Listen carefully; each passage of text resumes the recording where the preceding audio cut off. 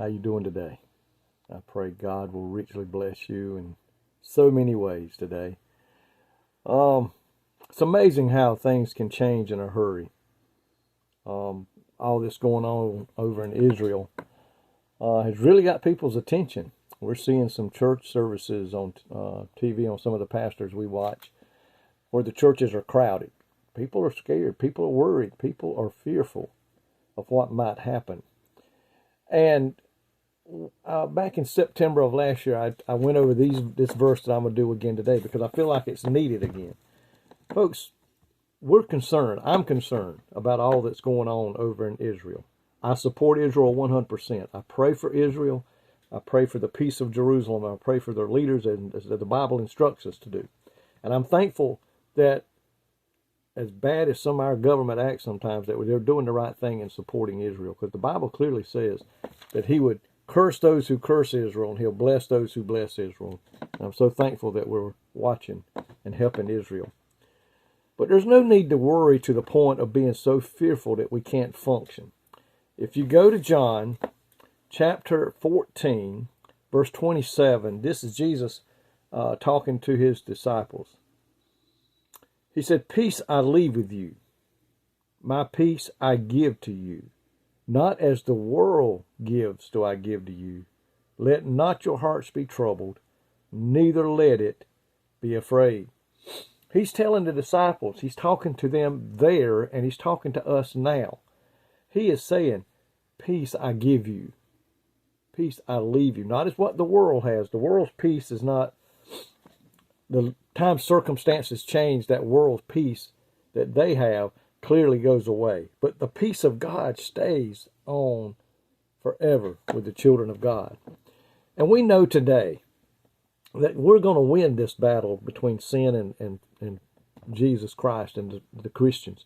That we win the battle. Satan's already been defeated by Christ. So we have nothing at all to fear. You know, and if you look at this here, it says, context of Christ's peace, faithfully believing that he is the Son of God, and faithfully believing that he can do what he says he can do and will do. Confidence of his peace. Full trust that the Father, the Son, and the Holy Spirit are all actively at work and in complete control. That's why we can have peace in the midst of all this stuff and turmoil and upheaval that's going on. We know who is in control. That is God the Father, God the Son, and God the Holy Spirit. They are in control.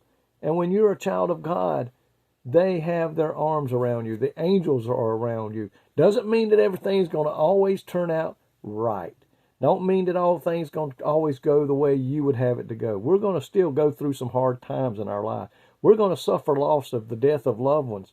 We may suffer, but there may be different things, but we can have the peace of God to where we don't worry. The contrast of his peace is unlike the worldly version. Christ's peace does not involve fear. And the condition of his peace is Jesus' death, burial, and resurrection and ascension.